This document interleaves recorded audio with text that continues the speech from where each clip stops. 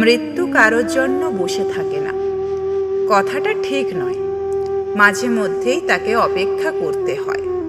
সে জানে শেষ পর্যন্ত তারই জিত, কিন্তু ছোটখাটো হার মানুষের অদম্য ইচ্ছার কাছে তাকে মেনে নিতে হয়। মানুষ জানে সে অমর নয়, তবু সে কবিতা লেখে, গান গায়, ছবি আঁকে।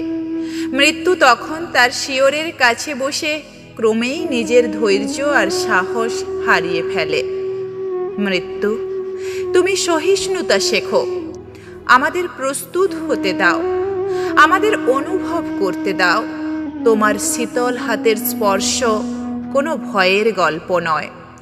সেদিন তোমাকে সামনে রেখে শুরু হবে আমাদের অনির্দেশ যাত্রা, যেন আমরা মুক্ত কণ্ঠে আমাদের আপনজনদের কাছে বলতে পারি, উনি অনতিক্রম্য, কিন্তু আমরাও খেলায় হারিনি।